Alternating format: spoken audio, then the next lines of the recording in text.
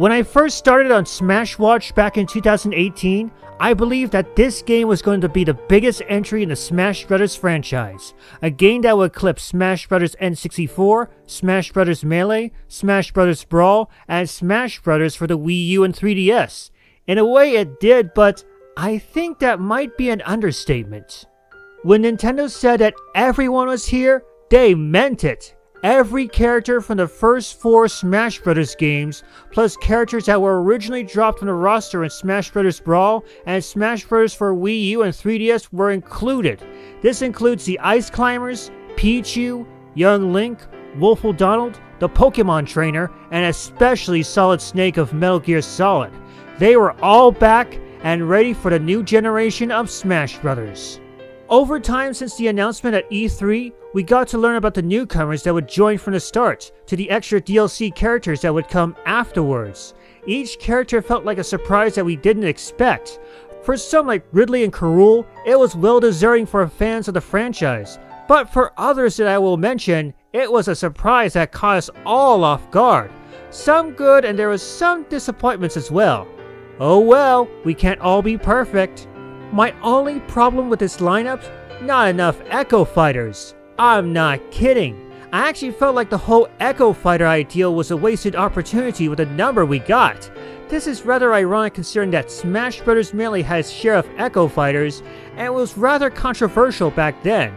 But right now, I wish there were more Echo Fighters just for the sake of having more characters. They're a nice concept that deserves to be expanded upon. In fact, I do have some examples of ideal Echo Fighters. First off, Bowser's ideal Echo Fighter would be either Dry Bowser or Wart from Super Mario Bros. 2. Pauline from the original Donkey Kong would also be an ideal candidate for an Echo Fighter, be it from Mario, a second Echo Fighter from Peach, or maybe from Rosalina, though how that's going to work is going to take some major work for Nintendo. Speaking of Donkey Kong, the Big Gorilla's Echo Fighter would obviously be his pal Funky Kong, while Diddy Kong's Echo Fighter would be Dixie Kong. For Sheik, her Echo Fighter would be Impa, based on her Hyrule Warriors Age of Calamity appearance.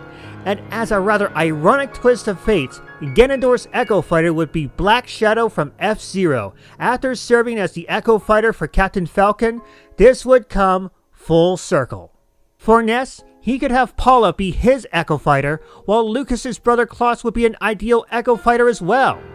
For Lady Palutena, her Echo Fighter would be the Goddess of Darkness herself, Medusa. Imagine Simon Richter fighting this variation. For Min Min, there are plenty of ARMS characters that would fit in for Echo Fighters, be it Twin Tail, Lollipop, and Ribbon Girl to name a few. For the Inkling kid, this one is rather obvious, the Octoling, because why not?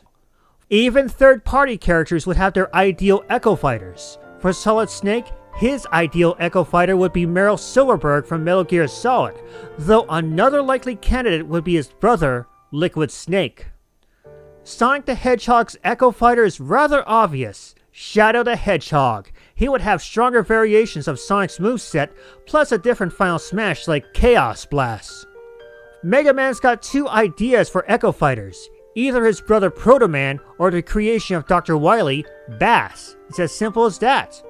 Though Ryu has an Echo Fighter in the form of Ken, he could benefit from a second Echo Fighter in the form of Akuma, the master of the Satsui no Hado. Cloud Strife's ideal Echo Fighter will be none other than Zack Fair, who's got his own starring role in Crisis Core Final Fantasy VII on the PlayStation Portable. Even Bayonetta would have an ideal Echo Fighter in the form of her own friend, Jean. For Sora, his ideal Echo Fighters would be either his pal Riku, or one of the 3 heroes of Kingdom Hearts Birth by Sleep, Terra, Aqua, or Ven. And finally, please don't hate me for this, but I wouldn't mind if Kazuya's Echo Fighter turned out to be Heihachi Mishima from the Tekken franchise.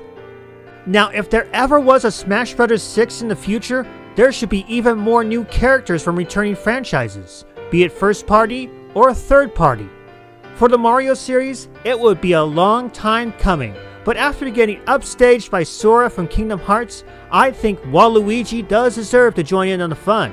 After all he's been through, he deserves a spot. And another Mario rep that would join in would be none other than Toadette. Yeah, her over Toad, though if anything, Toad, or rather Captain Toad, would serve as Toadette's Echo Fighter. The Zelda series deserves its share of newcomers to the series as well. Tetra, who was the Wind Waker's version of Zelda, would be an ideal addition to the team. Other ideal additions include Midna from Twilight Princess and Groose from Skyward Sword, especially to the fact that Groose didn't make it in Hyrule Warriors on the Wii U, 3DS, and Switch. For a Metroid, that's rather obvious since fans were impressed by this villain, Ravenbeak, the main antagonist of Metroid Dread, joining Ridley and Dark Samus to give Smash more to spare. Also, considering that the Mario series brought in a piranha plant, it makes a lot of sense to bring in a Bandana Waddle Dee to the party to join Kirby, King Dedede, and Meta Knight. For Star Fox, it's rather obvious. Crystal Fox. Give her a unique moveset and a final smash that isn't a Landmaster or an R-Wing. For F-Zero, I think either Samurai Goroth or Jodie Summer would be an ideal addition to the team. For Earthbound, none other than Porky Minch would be an ideal candidate. For Fire Emblem, I think Tiki of all characters should have a chance to join in on the fun. For the WarioWare franchise, either Jimmy T, Mona, or even Ashley would be swell additions to the roster. For Xenoblade Chronicles, Fiora would be an ideal addition. And then there are also third parties that could have additions to the roster as well. Case in point, for the Metal Gear franchise, Raiden could come in based off his Metal Gear Rising variation. Additionally, Gray Fox could jump in from an assist trophy to an Echo Fighter. For the Sonic franchise, I can think of two characters that can qualify. Miles Tail Prower and Amy Rose, though Knuckles and Blaze could also count as well. Though for Tails, his ideal Echo Fighter would be Cream the Rabbit. For the Mega Man franchise, three characters would be perfect.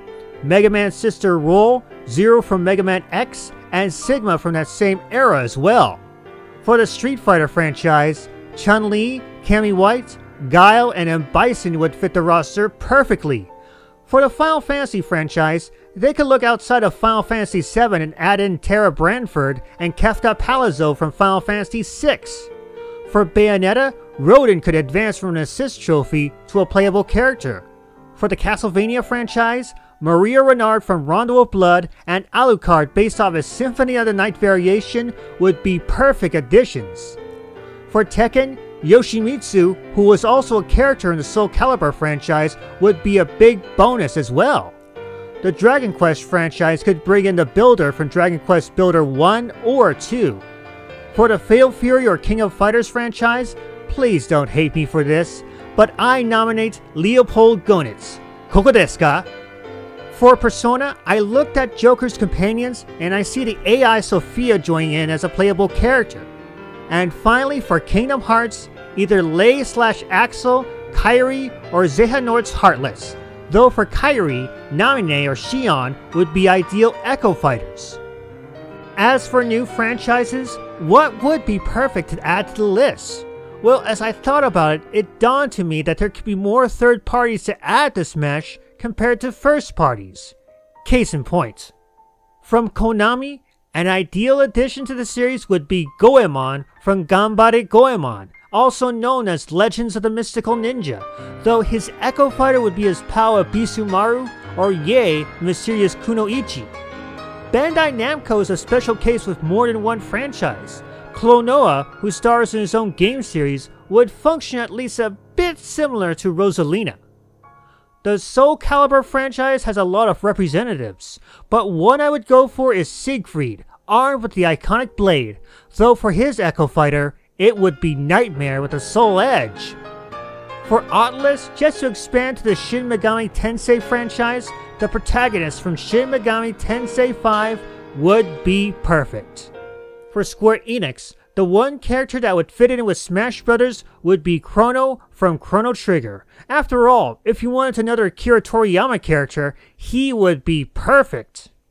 For Microsoft, they do have two good ideas. The Doomslayer from Doom or the Dovahkiin from Skyrim, complete with species and gender-based palette swaps. Though for some people, they wouldn't mind Master Chief from Halo, but if that happened, that would be mind-blowing. As a fan of Nippon Ichi Software's Disgaea, I believe that the ideal character would be Laharl, the hero of Disgaea 1 and Disgaea D2, well alongside of Prinny as well. Other characters that would fit in would include Kilia and Usalia from Disgaea 5, Valvatores from Disgaea 4, and Edna from Disgaea 1, though with a more appropriate outfit for Smash. Sorry Edna, that's not gonna do. And if there was one Western-based franchise that I think would represent Smash well, it would be from the Mortal Kombat franchise, either with Liu Kang, Sub-Zero, or Scorpion, though they would have to be tuned down similar to the latter two's guest appearance in the Injustice series. Finally, I also believe that game franchises from indie companies would also be ideal for the next Smash Bros. Game. These include Cuphead from his own game courtesy of Studio MDHR, with Mugman, Miss Chalice, and King Dice serving as either Echo Fighters or palette swaps. Another character that would also suit the indie group would be Ori from Ori and the Blind Forest and its sequel Ori and the Will-o'-the-Wisps. And for fans of Hollow Knight from Team Cherry, the Unnamed Knight would also be an ideal addition, with Hornet serving as an Echo Fighter or a unique character. For fans of Matt Makes Games Celeste, Madeline would be a nice addition to the franchise, with Battleline serving as a palette swap, an Echo Fighter, or a unique character. Undertale from Toby Fox would be an ideal addition, with either the child protagonist or the Skeleton Sans. And finally, I know you want this, Shantae would be perfect from a Mii costume to a fully playable character. Ideal characters that could also join her would include Sky, Bolo, Roddy Tops, and the big bad pirate queen herself, Risky Boots. But you all asked this, though I am talking about the future of Smash Brothers, what about the past? What about all those characters that were introduced to Smash and caught me off guard? I was going to go into detail with this, but I'd figured I want to keep this short and sweet, and I will. So, here is my top 10 most surprising additions to Smash Brothers. At number 10, delivering a surprise bite to the roster, the Piranha Plant. Number 9, finally stepping out of Peach's shadow, Princess Daisy. Number 8, the son of Heihachi steps in, Kazuya Mishima. Number 7, because Minecraft is going to get in, Steve, Alex, Zombie, and Enderman. Number 6, the lone rep from SNK, Terry Bogard. Number 5, because the Persona series loves to tease us, Joker from Persona 5. Number 4, a bigger surprise compared to his ancestor Simon, Richter Belmont. Number 3, they're finally back home and I'm glad for it, Banjo-Kazooie. Number 2, the mama's boy who finally brought Smash Bros. To spare, Sephiroth from Final Fantasy VII. And finally, number 1, leaving the best for last, Sora from Kingdom Hearts. What a way to go out! I'll have to admit one thing. I am going to miss seeing updates to the Smash Bros. Franchise. We've had a long 4 years seeing old and new characters join in on the biggest Smash Bros. Ever, giving us a roster that dwarfs every fighting game ever. And should Nintendo produce a Smash Bros. 6, I hope the roster dwarfs this game as well, even if they can't bring everyone back. And it does feel sad that the era of Smash Bros. Ultimate is at an end. Will I return with Smash Watch should Nintendo announce Smash Bros. 6? I might not. It all depends. But only time will tell if I return with a new Smash Watch. For now, Smash Watch has come to a close. But not before I say the following words one last time. Settle it in Smash!